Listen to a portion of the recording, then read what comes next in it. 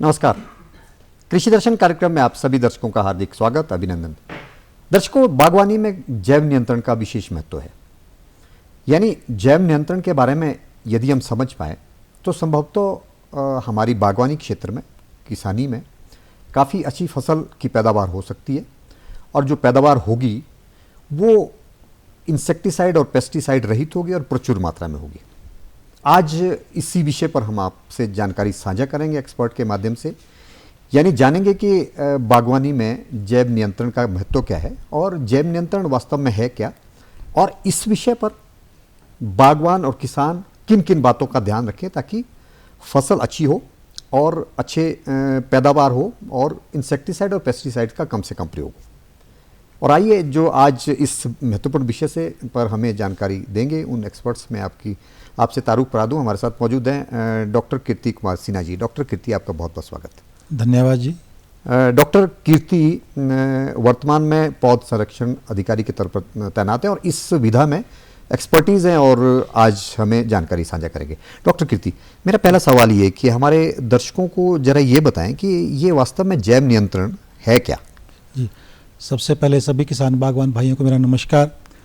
जहाँ तक हम जैव नियंत्रण की बात करें, उससे पहले हम बात करेंगे हमारे कृषि और बागवानी में उपयोग होने वाले जो हमारे जितने भी कीटनाशक या फफूंदनाशक दवाइयाँ हैं उनके इस्तेमाल के बारे में, जिनकी जो है मिकदार या जिनकी जो रेशो है दिन पर दिन बढ़ती जा रही है। और इस बीच में हम कई प्रदेश सरकारों ने और हिमाचल प्रदेश की जो में भी, हिमाचल प्रदेश में कहने का तात्पर्य डॉक्टर साहब ये कि ज़्यादा से ज़्यादा जो इस्तेमाल किया जाता है, जो ये इंसेक्टिसाइड पेस्टिसाइड जो है वो किसी न किसी तरह से जो है विभाग की तरफ से कम किसान करें और अच्छी पैदावार लें, इस तरफ जो है वो इसलिए आप विभाग में प्रयासरत है जी। और इसी के चलते सबसे पहले हिमाचल में सन 1992 में एक जैव नियंत्रण प्रयोगशाला खोली गई थी और जिसका काम शुरू हुआ था।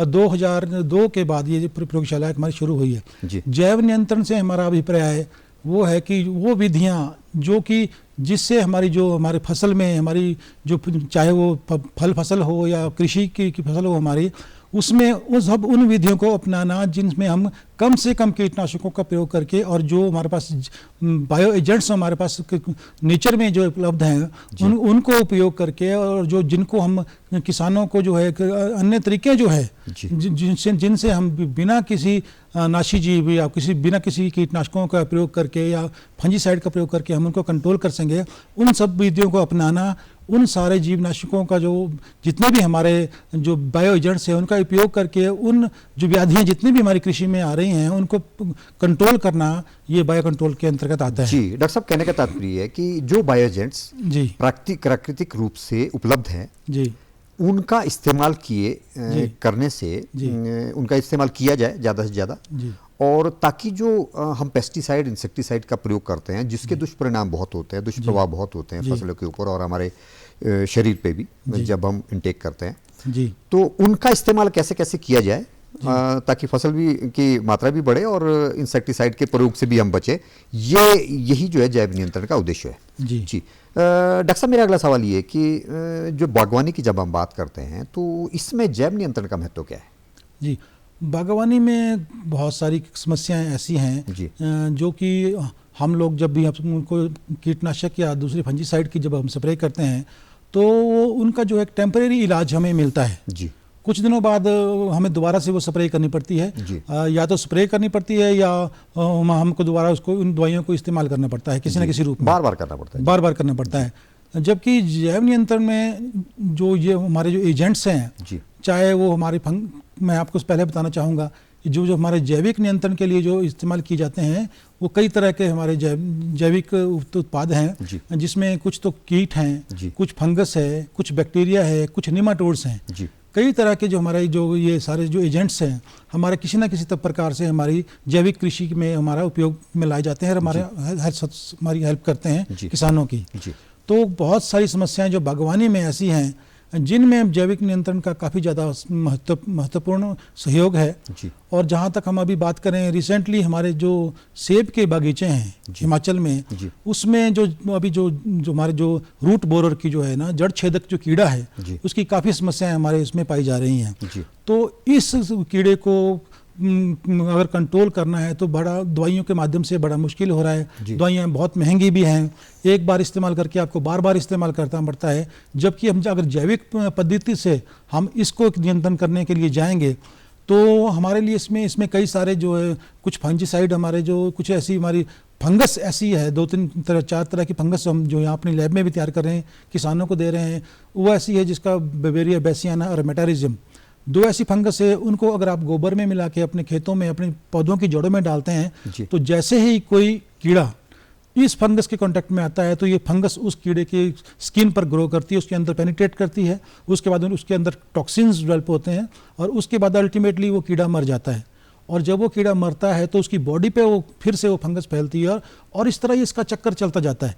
ये फंगस उसके बाद मिट्टी में आती है, उसके स्पोर्स आपके आसपास में फैलते हैं और जैसे जैसे ये आगे आगे जो कीड़े बढ़ते जाते हैं या ज़मीन में ये फंगस का स्पोर्स आ जाते हैं, तो जो भी बाद में इसमें कोई कीड़ा इसके संपर्क में आता है उसमें इसका इन्फेक्शन हो जाता है, वो ख़त्म हो जाता है। इसी प्रकार फंगस के बाद हम नीमाटोड की बात करते हैं तो हमारे पास हमारी लेबोरेटरी में या किसान लोग जो है और अन्य स्थानों से भी लाकर जो EPNs जिनको बोलते हैं एंटेमोपैथोजेनिक नीमाटोड्स, वो इस तरह के नीमाटोड्स हैं जो यदि जो सॉइल बॉर्न जो इंसेक्ट हैं उनको जब हम सॉइल में जब छोड़ देते हैं, उनको सॉइल में हम रिलीज़ कर देते हैं तो सॉइल में जहाँ भी नमी होती है वहाँ वो एकदम से स्प्रेड कर जाते हैं। और जैसे ही कोई भी जो जड़ काटने वाला कीड़ा या आप देखते हैं कि आलू खेतों में एक वाइट ग्रप, एक सफ़ेद जो कीड़ा होता है जो आलू को लिए खाता है या जड़ें खाता है, जितने भी मिट्टी में जो मौजूद ये कीड़े होते हैं वो जब भी इस नीमाटोड के कांटेक्ट में आते हैं तो नीमाटोड इनके नेचुरल ओपनिंग के माध्यम से, चाहे मुंह से या दूसरी ओपनिंग उसकी बॉडी में जो भी है, वहाँ से उन कीड़ों के अंदर प्रवेश कर जाता है और अंदर प्रवेश करने के बाद उसमें टॉक्सिन डेवलप करता है और जो अल्टीमेटली जो है कीड़ा मर जाता है। उसके बाद ये नीमाटोड्स उस कीड़े के बॉडी के अंदर डेवलप होते हैं, मल्टीप्लाई होते हैं और अंडे देने के बाद उसके कीड़े के अंदर जो प्रोटीन्स, जो भी न्यूक्लियस एसिड जो उसके अंदर कीड़े के अंदर होते हैं, उनको खाकर उसका जो लार्वा जो है वो डेवलप होता है। और इस प्रकार एक कीड़े के अंदर हजारों की संख्या में नीमाटोड्स मल्टीप्लाई हो जाते हैं और जब वो कीड़े को उसको खा लेते हैं फिर उस कीड़े की बॉडी को छोड़ के वो मिट्टी में फिर दोबारा से रिलीज होते हैं। इस प्रकार जो इनकी जो संख्या है बढ़ती जाती है।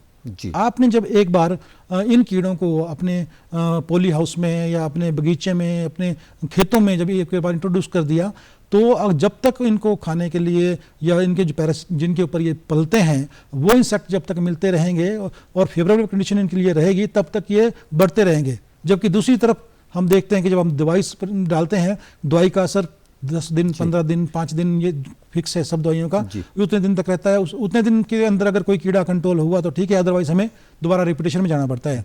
जबकि जैविक कंट्रोल में आपने एक बार जब किसी फंजीसाइड की जगह आपने इनको यूज़ कर लिया, जैसे जो हमारे जो दूसरे जो जैविक उत्पाद हैं, आपने बायोपेस्टिसाइड जो हमारे हैं उनको जब आप यूज़ करेंगे तो ये साथ साथ में प्रकृति में बढ़ते रहते हैं। एक बार एस्टेब्लिश हो गए तो आगे के लिए भी एक बार एस्टेब्लिश हो गए तो निरंतर। डॉक्टर साहब, आपने ये जो प्रक्रिया जो बड़े विस्तार से समझाई हमारे दर्शकों को, ये बहुत महत्वपूर्ण, यानी मोड ऑफ एक्शन आपने जो बताया वो बहुत महत्वपूर्ण है। इसमें 3-4 चीज़ें जो बहुत महत्वपूर्ण आपने बताई। आपने कहा कि जो परंपरागत तरीका है जो हम करते हैं फंगीसाइड का, पेस्टिसाइड का जो यूज़ करते हैं, वो एक तो बार बार करना पड़ता है, रेजिस्टेंस हो जाती है तो लगातार करना पड़ता है, जिसके दुष्परिणाम तो होते ही हैं, लेकिन और निरंतर वो उसके ऊपर दुष्प्रभाव तो पड़ेगा, लेकिन साथ ही साथ जो करना भी लगातार पड़ेगा आपको उसका प्रयोग।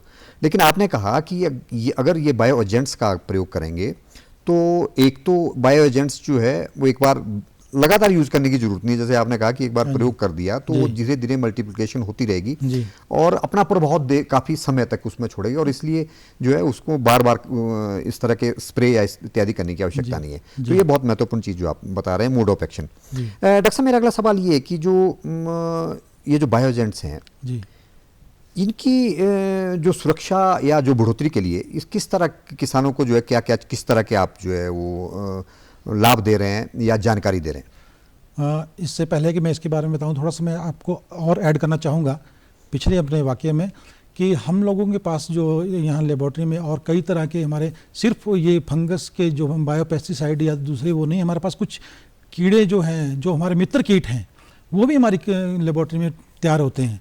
उसमें जो दुनिया का जो 80% जो 80% जो बायो एजेंट्स के रूप में कार्य करता है, वो सबसे जो ज़्यादा ज़रूरी है वो ट्राइकोग्रामा नाम से एक वास्प है, बिल्कुल छोटा वास्प है, जो कि हम अपनी लेबॉर्ट्री में अपने लैब कंडीशंस में यहाँ तैयार करते हैं। उसको जब हम फील्ड में एक कार्ड के माध्यम से रिलीज़ करते हैं तो वो जो कीड़ा है, वो जितने भी हमारे जो नाशी जीव हैं, जो दूसरे इंसेक्ट हैं जो हमारी फसल को किसी न किसी रूप से नुकसान पहुँचाते हैं, उनके अंडों को पैरासिटाइड करता है। पैरासिटाइड मतलब कि उनके अंडों के अंदर अपना अंडा डाल देता है, और जब उनके अंडों के अंदर अपना अंडा डालता है तो उन अंडों के बीच में जाकर वो जो उसका लार्वा है, वो उसमें अंदर जो जितना भी प्रोटीन या न्यूक्लियस मटेरियल जो होता है, उनको उनके ऊपर वो फीड करता है और बाद में अंडे को काट कर बाहर निकलता है। इस प्रकार से, लेकिन ये इतनी ज़्यादा संख्या में आगे बढ़ता है कि हम जब इसको अपने एक कार्ड में, जब हम कार्ड एक रिलीज करते हैं, फार्मर को देते हैं, हम अपनी लैब में तैयार करने के बाद, उसका भी लंबी प्रोसेस में ज़्यादा टाइम नहीं है, इसलिए उसके लिए ज़्यादा उसमें नहीं जाऊँगा। तो जैसे ही हम एक कार्ड देते हैं तो एक कार्ड के अंदर से लगभग 50 से 60 हज़ार जो ट्राइकोग्रामा के जो वास्प निकलते हैं, और वो लगभग 2-2.5 बीघा के एरिया में वो फैल जाते हैं। और जब फैल जाते हैं तो उस एरिया में बरसात के दिनों में, गर्मियों के दिनों में जितने भी कीड़ों ने, जो लगभग 200 से ज़्यादा किस्म के जो इंसेक्ट्स हैं जो अंडे हमारे बगीचों में देते हैं, हिमाचल की कंडीशन की बात कर रहा हूँ, वैसे 400 से ज़्यादा इंसेक्ट के अंडों के ऊपर ये अटैक करता है। हिमाचल में 200 से ज़्यादा अंडे के जो किस्में हैं, जो कीड़ों की किस्में हैं, उनके अंडों पे अटैक करता है। तो जितने भी आपके बगीचे में, उस एरिया में जितने भी अंडे हैं, उनमें अंडे देके वहाँ से उन कीड़ों को वो ख़त्म कर देता है। इसी प्रकार फिर जब उन कीड़ों में से आगे निकलता है तो आगे से आगे बढ़ता जाता है, इसकी सीमा नहीं है कोई। फिर जब ये 1 बीघा एरिया में कवर किया, वहाँ से जो निकलेंगे वो अगला बीघा ले लेंगे, अगले बीघे वाले फिर अगले बीघा ले लेंगे। इस तरह से ही इसका दौर चलता जाता है। और यही नहीं, इसके बाद हमारे पास और भी कई तरह के इंसेक्ट हैं जो जो विभाग की तरफ से अवेलेबल है किसानों के लिए। जी, इनका जब हमने इनको जो मुख्य एजेंट्स हैं डॉक्टर साहब, वो जरूर बताएं, और ये किस तरह से नाश जीवों का नियंत्रण, ये भी थोड़ा बताएं। जी मुख्य में हमारे पास, इसके बाद हमारे एक हमारे पास अन्य जो हमारी लैब में हम फार्मर को उपलब्ध कराते हैं, वो है रिडुविड बग। इसको एसेशन बग भी बोलते हैं, जो कि एक जहरीले डंक वाला एक कीड़ा है। इनको हम जब फील्ड में छोड़ते हैं तो जितने भी सॉफ्ट बॉडीड इंसेक्ट या दूसरे बीटल्स या दूसरे और जो हमारे नुकसान देने वाले कीड़े हैं, उनके ऊपर अटैक करता है, उनके अंदर एकदम से जहर डाल देता है, और जहर में डले होने की वजह से कीड़ा थोड़ी देर में मर जाता है। और ये भी कई तरह के कीड़ों के ऊपर अटैक करता है, सिर्फ कुछ एक नहीं, बहुत सारे कीड़ों पर अटैक करता है। और चाहे वो सॉफ्ट बॉडीड है, चाहे कोई भी कीड़ा है, हर कीड़े के ऊपर अटैक करता है। तो जैसे ही उनमें जहर डालता है तो जो पहले एकदम से कीड़ा थोड़ा बेहोश होकर थोड़ी देर में मर जाता है, और फिर ये कीड़ा उसके पास वापस जाकर उसके अंदर से उसका सारा जो जूसी मटेरियल एक इंसेक्ट के अंदर सारा निकाल देता है और उसको खा लेता है। और इस तरह से इसकी कैपेसिटी लगभग, अगर बड़े कीड़े हैं तो 8 से 10 कीड़े प्रतिदिन ये इंसेक्ट मार सकता है, और छोटे कीड़ों को 20 से 50 जितने साइज के हिसाब से ये किल कर सकता है।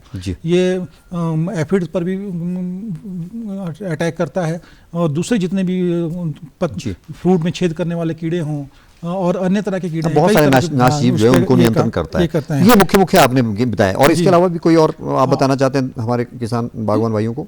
इसके अलावा मुख्य तौर पर जो हमारे हिमाचली क्षेत्र में खास जो यूज होते हैं, मैं जो मेन जो बताना चाह रहा था कि जो हमारी सेब की फसल में जो जड़ छेद की समस्या है, उसके लिए जो हमारे जो मेटारिज्म और बेविरिया बेसियाना और ये जो निमाटोड्स है, ये जो हमारे 3 जो हमारे एजेंट हैं, उनको किसान भाई हमसे जरूर लें। और जहाँ जहाँ इन चीज़ों की समस्या है और उनको ख़त्म करने के लिए और जो विधियाँ हैं जी इन कीड़ों को जैसे निजात पाने के लिए, क्योंकि जो ये जड़ छेदक बड़ी सीरियस समस्या हमारे सेब की क्रॉप में हो रही है, हाँ सेब की बहुल क्षेत्र में आ रही है, तो इसके लिए कुछ और जो विधियाँ हैं उसके बारे में भी हम साथ साथ जानकारी देते हैं, जिसके लिए कि लाइट ट्रैप लगाना या फेरोमोन ट्रैप लगाना, इस तरह की जो विधियाँ हैं उसके बारे में भी किसानों को बताते हैं। और ये अगर हमको इन कीड़ों से निजात पाना है तो हमें एक सामूहिक रूप से पूरे गांव के लोगों को मिलकर ये ऑपरेशन चलाना पड़ेगा, ताकि जब हम लाइट ट्रैप सारे लोग मिलकर लगाएंगे तो उसमें जो इनके एडल्ट्स हैं वो लाइट के पास आके हमें उनको ख़त्म करना होगा, तब इस समस्या से हम निजात पाएंगे।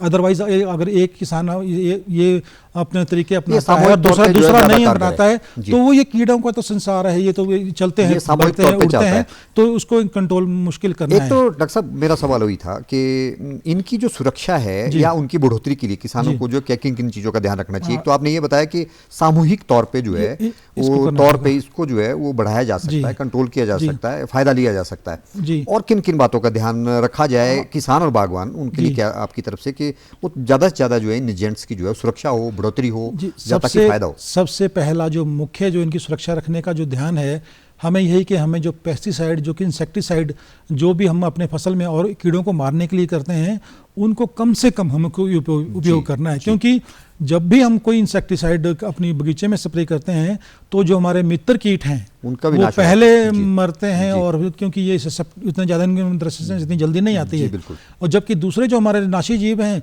वो ज़रा देर से मरते हैं। तो इसलिए हम एक तो कभी इसकी स्टेज देखें कि जब हमें हमारे अगर बगीचे में, जैसे अगर हम बात करें वूल एफिड की, वूल एफिड को ख़त्म करने के लिए हमारे पास एक बहुत ही इफेक्टिव एक इंसेक्ट है, बायोजेंट है, उसको एफेलनेस माली कहते हैं। जी। बहुत सारी सक्सेस स्टोरी हमारी इसमें हमारे फील्ड में है। हम जिन जिन लोगों को हमने एफेलनेस माली जिनके बगीचे में रिलीज़ किया है, वहाँ से वूल एफिड एकदम ख़त्म हो गया है। और वही नहीं, उसके बाद उन लोगों ने आगे से आगे अपने यार दोस्तों को या रिश्तेदारों को और किसानों को जो वहाँ से वो सप्लाई किया है, तो जिन जिन बगीचों में वो जाता है तो वो करता है। लेकिन अगर हम कीड़े मार दवाई जो है कोई यहाँ स्प्रे कर देंगे तो वो जल्दी खत्म हो जाएगा और वो जो अपना काम वो नहीं कर पाएगा। जी डॉक्टर साहब, एक तो आपने कहा कि एक तो सामूहिक तौर पे जो है वो किसान जो है मिल के अगर करें तो जो उपाय करें तो वो ज़्यादा कारगर है। दूसरा आपने कहा कि कम से कम प्रयोग होना चाहिए इंसेक्टिसाइड और पेस्टिसाइड का, ताकि ये जीवित रहे, अदरवाइज जो है ये जल्दी मर जाते हैं। और दूसरे जिन जिन हमारे किसान भाई बागवान भाइयों के पास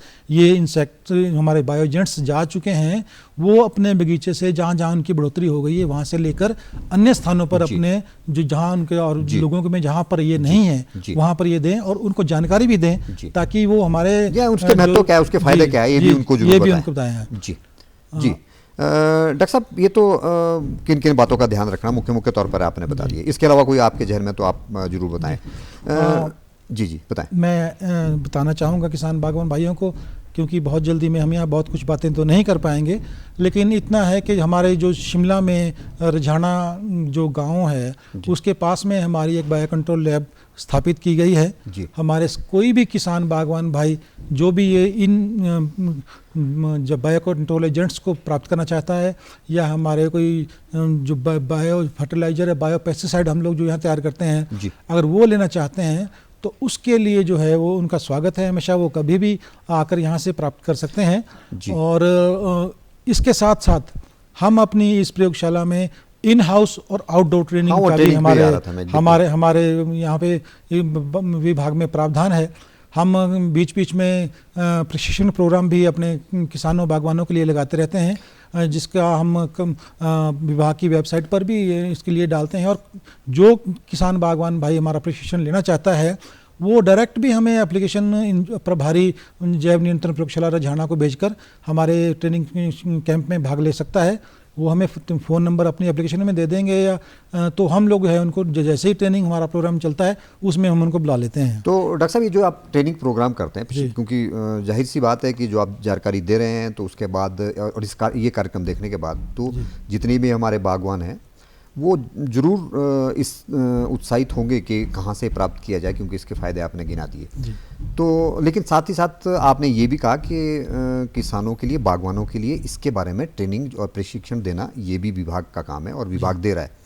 तो आपने कहा इन हाउस और फील्ड में दोनों जगह आप प्रशिक्षण करते हैं। इन हाउस के लिए तो आपने कह दिया कि आप जो है वो सीधे संपर्क कर सकते हैं कार्यालय, या फिर आपके जो विभागाध्यक्ष हैं वहाँ पे आप कार्यालय में कहीं किसी भी कार्यालय में संपर्क कर सकते हैं, अप्लाई कर सकते हैं, प्रशिक्षण ले सकते हैं इन हाउस। और अगर फील्ड में करना हो तो उसका क्या तरीका है? हाँ जी, बहुत अच्छा सवाल किया आपने। जहाँ जहाँ हमारे किसान बागवान भाई या कुछ हमारी फार्मर एसोसिएशन भी जहाँ पर भी इस तरह के प्रशिक्षण शिविर आयोजित करवाना चाहते हैं तो वो मुझे वरिष्ठ पौध संरक्षण अधिकारी नौभार को पत्र लिख सकते हैं। इसके अतिरिक्त प्रभारी जो जैव नियंत्रण प्रयोगशाला रझाना के लिए पत्र लिख सकते हैं, और निदेशक उद्यान विभाग को भी आप पत्र लिखकर या ईमेल के द्वारा आप इसकी मांग कर सकते हैं। और जहाँ से भी हमारे पास इसकी मांग आती है हम वहाँ जाकर प्रशिक्षण शिविर आयोजित करके साथ में ही किसानों को हम जितने भी बायो एजेंट्स हमारे पास उपलब्ध होते हैं या जो बायो पेस्टिसाइड हमारे पास उपलब्ध हैं वो हम साथ साथ किसानों को उपलब्ध करवाते हैं और उसको किस तरह से आपने इस्तेमाल करना है, कब इस्तेमाल करना है, कैसे सुरक्षा करनी है, इस सब की जानकारी साथ ये भी आप देते हैं डॉक्टर साहब। लेकिन मेरा सवाल ये है कि और जाहिर सी बात है हमारे दर्शकों बागवानों के ध्यान में जहन में भी ये सवाल होगा कि जो ये आप बायो एजेंट्स देंगे उनको जो भी उनको ज़रूरत है जिसके हिसाब से ज़रूरत है और बतौर प्रशिक्षक आप ज़्यादा बता सकते हैं कि किस तरह की ज़रूरत है, ये किस तरह से सप्लाई करते हैं? क्या इसके दाम रखे हैं आपने? कोई उस तरह कोई निर्धारित फीस है विभाग की तरफ से? ये जो सेवा है किसान बागवान भाइयों के लिए बिल्कुल निःशुल्क है जी। किसी भी बायो पेस्टिसाइड या बायो एजेंट्स का कोई भी जो है पैसा या कोई चार्ज किसी हमारे किसान भाइयों से नहीं लिया जाता। ये निःशुल्क सेवा किसान बागवान भाइयों के लिए विभाग द्वारा और जो प्रशिक्षण दिया जाता है वो भी फ्री ऑफ कॉस्ट? प्रशिक्षण भी फ्री ऑफ कॉस्ट दिया जाता है और जो भी सामग्री जो है सामग्री भी फ्री ऑफ कॉस्ट दी जाती है जी। सब तो कहने का तात्पर्य डॉक्टर साहब कि आपने सीधा सीधा हमारे दर्शकों को हमारे बागवानों को ये संदेश दिया कि कोई भी आप जानकारी चाहते हैं वो निःशुल्क उपलब्ध है विभाग के पास। आप कोई प्रशिक्षण चाहते हैं, ट्रेनिंग चाहते हैं इस बारे में जैव नियंत्रण से संबंधित, तो उसके लिए वो भी निःशुल्क है, प्रशिक्षण भी निःशुल्क है। और जो जितने भी बायो एजेंट्स हैं अगर आपको चाहिए तो वो भी आप उपलब्ध कराते हैं और वो भी फ्री ऑफ कॉस्ट जी। और जब फील्ड में जब डॉक्टर साहब आप ये बायो एजेंट्स लेके जाते हैं तो आप वहाँ किस तरह का प्रशिक्षण उनको देते हैं, यानी प्रैक्टिकल कुछ बताते हैं? जी हम प्रैक्टिकल तो साथ में बताते ही हैं, साथ में जो हम बायो एजेंट्स ले जाते हैं वो उनको दिखाते हैं जी कि ये बायो एजेंट है, ये इस फसल में इस कीड़े या इस बीमारी के बचाव के लिए या नियंत्रण के लिए काम करेगा जी। और साथ में आपने किसान भाइयों को ये समझाते हैं कि आपने इस कीड़े या इस दवाई या इस जो हमारी इसको अप्लाई आपने कैसे करना है, फील्ड में कैसे आपने विधि भी बताते हैं जी, विधि कैसे करना है वो सब कुछ यानी पूरी जानकारी उनको दी जाती है। क्योंकि पौधारोपण के समय में, बीज के समय में या कब कब जो है इसका इस्तेमाल करना है पूरी ट्रेनिंग जो है आप ट्रेनिंग दी जाती है, पूरी ट्रेनिंग जो है उस दौरान आप देते हैं। लेकिन आपने कहा कि पूरे सामूहिक तौर पर कोशिश आप करते हैं कि ज़्यादा से ज़्यादा जो सामूहिक तौर पर किसान जुड़े और ज़्यादा से ज़्यादा लोगों को फायदा हो। डॉक्टर साहब इसके अलावा और कोई और संदेश आप हमारे बागवानों के लिए जैव नियंत्रण के संबंध में देना चाहें? मैं ये बताना चाहूँगा हम सिर्फ बायो एजेंट्स से ना देके हम जो ऐसी विधियाँ जिसमें हम कम से कम जो कीटनाशकों और फफूंदनाशकों का इस्तेमाल करके अपनी फसल से किसी भी व्याधि से या कीट से बचाना चाहते हैं तो इन बिंदुओं पर भी हम काम करते हैं। इसके लिए हमने एक हमारी बहुत गंभीर समस्या हमारे फलों में एक आती है कि फ्रूट फ्लाई की, फल मक्खी जिसको हम बोलते हैं। आम में ले लो आप, संतरे में ले लो। कहने का तात्पर्य डॉक्टर साहब कि आपने सीधा सीधा संदेश दिया कि किसान और बागवान जो है आपसे सीधे संपर्क करें और जैव नियंत्रण के बारे में जानकारी की और जो बायो एजेंट्स हैं उनका भरपूर इस्तेमाल करें। डॉक्टर साहब आप स्टूडियो में आए, इतनी महत्वपूर्ण जानकारी आपने दी, आपका स्टूडियो में आने के लिए और जानकारी देने के लिए बहुत बहुत धन्यवाद। दर्शकों, इस आशय और विश्वास के साथ कि जो भी जानकारी हमने आपको दी उससे आप जरूर लाभान्वित होंगे। साथ ही साथ जो बायो एजेंट्स के बारे में जो विस्तार से जानकारी दी उन पहलुओं पे आप जरूर ध्यान दें ताकि आपकी खेती बढ़े और कम से कम इंसेक्टिसाइड का प्रयोग आप करें। अगले अंक में एक नए विषय और नए विशेषज्ञों के साथ आपसे फिर जानकारी साझा करेंगे। तब तक अपना ख्याल रखिए और मुझे अपने होस्ट और दोस्त डॉक्टर जगजीवन शर्मा को दीजिए इजाज़त। नमस्कार।